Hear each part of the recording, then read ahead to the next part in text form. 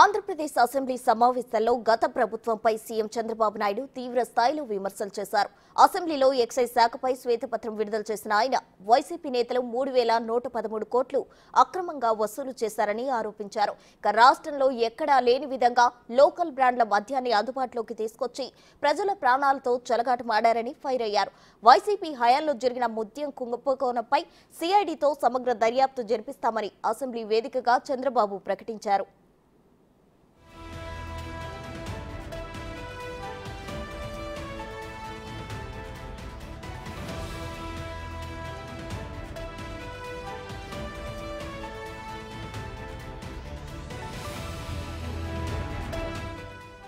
2019 నుంచి 2024 మధ్య కాలంలో వైసీపీ తీసుకొచ్చిన మద్య విధానంలో అనేక అవకతవకలు జరిగాయని, వాటిపై సిఐడితో విచారణ చేయిస్తామని డిప్యూటీ సీఎం పవన్ కళ్యాణ్ తెలిపారు.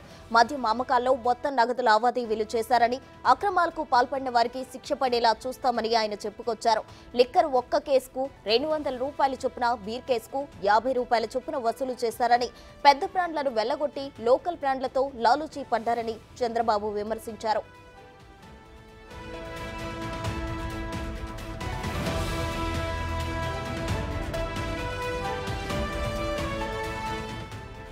సిఐడి విచారణలో ఎంత అవినీతి జరిగిందో బయటకు వచ్చే అవకాశం ఉంది. ఈ వ్యవహారంలో రైల్వేలో ఉన్న వాసుదేవరెడ్డి ఉన్నట్లు తెలుస్తోంది.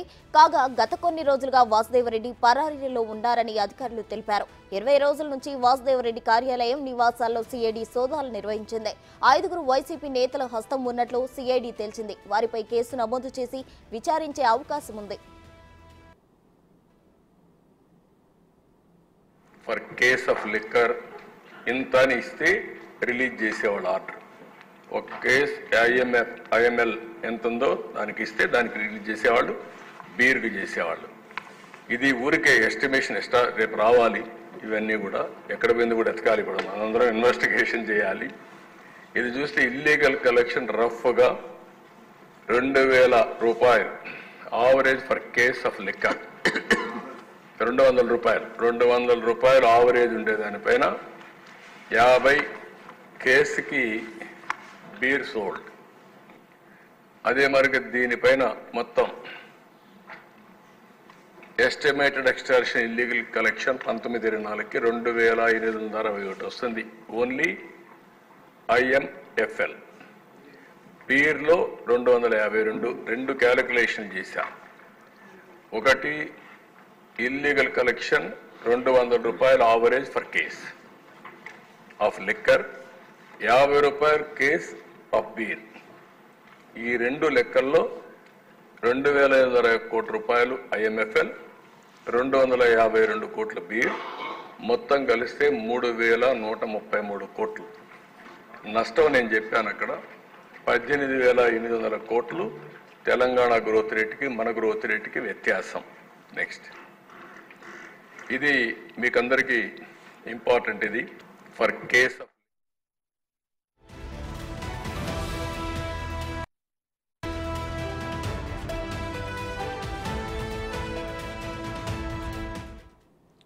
ఏపీ లిక్కర్ స్కామ్ కు సంబంధించి నిన్న చంద్రబాబు నాయుడు గారు అసెంబ్లీలో శ్వేతపత్రం విడుదల చేయడం జరిగింది. ఇక దీనికి సంబంధించి ఓవరాల్ డీటెయిల్స్ మా ప్రతినిధి శివ లైవ్ లో అందించేందుకు సిద్ధంగా ఉన్నారు. శివ, చెప్పండి. అయితే మద్యం కుంభకోణానికి సంబంధించి ఇందులో 5 వైసీపీ నేతల పేర్లు కూడా ఉన్నట్లు సమాచారం అందింది. ఓవరాల్ డీటెయిల్స్ ఏంటి, వారు ఎవరు?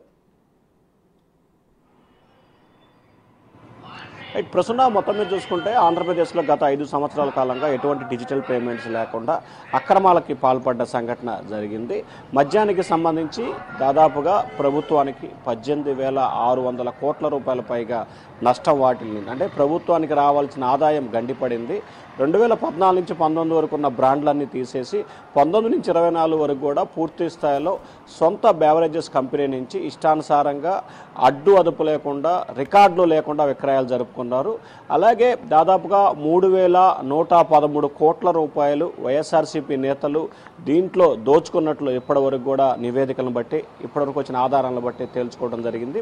ఇంకా సిఐడి అధికారులు లోతుగా దర్యాప్తు చేస్తూ ఉన్నారు. ఈ కేసుని సిఐడికి బదలాయిస్తున్నామని చెప్పి అసెంబ్లీలో తీర్మానం చేశారు. సో ఈ నేపథ్యంలో సిఐడి అధికారులు విచారణ చేపడితే ఇంకా ఎంత నష్టం జరిగిందనేది సమగ్రమైన వివరాలు వచ్చే అవకాశం కనిపిస్తూ ఉంది.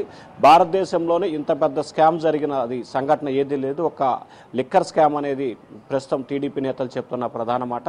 మరొక వైపు ఈ కేసుకు సంబంధించి కూడా ప్రధానంగా పెద్దిరెడ్డి రామచంద్రారెడ్డి, పెద్దిరెడ్డి మిథున్ రెడ్డి, అవినాష్ రెడ్డి, సజ్జల రామకృష్ణారెడ్డి, వైవి సుబ్బారెడ్డి వీరి నేతృత్వంలోనే సొంతగా కొన్ని బ్రాండ్లని వీళ్ళే బెవరేజ్ కార్పొరేషన్స్ డిక్షనరీలు వీళ్ళే విక్రయించుకొని వీరి ద్వారా ఒక్కొక్కరు ఒక్కొక్క ఏరియాని పంచుకొని ఆ ఏరియాలో అంటే ప్రభుత్వ లెక్క ప్రకారం 2 కేసులుంటే వీరి సొంత లెక్క ప్రకారం 8 కేసులు విక్రయాలు జరిగినాయి.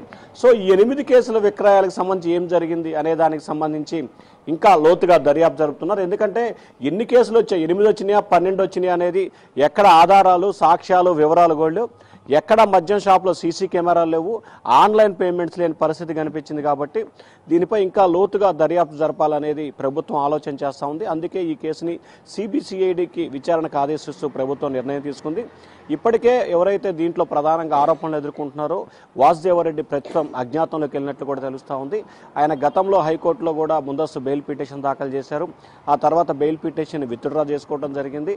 ఈ నెల 6వ తేదీ నుంచి ప్రస్తుతం ఆయన అయితే అజ్ఞాతంలోకి వెళ్ళినట్టు తెలుస్తూ ఉంది. మరొకవైపు ఆయన నివాసం, ఆయన కార్యాలయాల్లో దాదాపుగా 20 రోజుల పాటు ఏపీసీఐడి అధికారులు సమగ్రమైన దర్యాప్తు వివరాలు సేకరించారు, సోదాలు నిర్వహించారు. కొన్ని కీలకమైన డాక్యుమెంట్స్ను కూడా స్వాధీనం చేసుకున్నారు. ఆ డాక్యుమెంట్స్లో వాసుదేవరెడ్డి సొంతగా కొన్ని బెవరేజ్ కార్పొరేషన్ కంపెనీలు తీసుకొని తద్వారా మద్యం విక్రయాలు జరిపినట్లు కూడా సిఐడి ప్రాథమికంగా నివేదిక సమర్పించింది. ఇంకా ఇవాళ రేపట్లో సిఐడి పూర్తి స్థాయిలో ఈ కేసును బదలాయిస్తారు కాబట్టి శరవేగంగా దర్యాప్తు జరిగే అవకాశం కనిపిస్తూ ఉంది. దీంట్లో వైఎస్ఆర్సీపీకి సంబంధించిన పెద్ద కీలకమైన నేతలు 5గురితో పాటు మరికొంతమంది పేర్లు కూడా యాడ్ అయ్యే అవకాశాలు కూడా కనిపిస్తున్నాయి. మెయిన్ వీరి నేతృత్వంలోనే ఒకరు ఉత్తరాంధ్ర, ఒకరు రాయలసీమ, మరొకరు కోస్తాంధ్ర, మరొకరు ఉభయ గోదావరి జిల్లా, ఇట్లా ఒక్కొక్కరు ఒక్కొక్క ప్రాంతాన్ని డివైడ్ చేసుకొని ఆయా ప్రాంతాల్లో మద్యం విక్రయాలకి పాల్పడ్డట్టు కూడా తెలిసింది.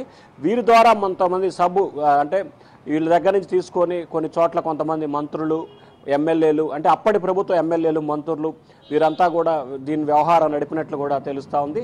సో దీనిపై ఇంకా లోతుగా దర్యాప్తు జరిపితే గనక ఈ 5గురితో పాటు వైఎస్ఆర్సీపీకి సంబంధించిన పలువురు నేతలు, కీలకమైన నేతలు ఉండే అవకాశం కూడా కనిపిస్తూ ఉంది. ప్రసూన.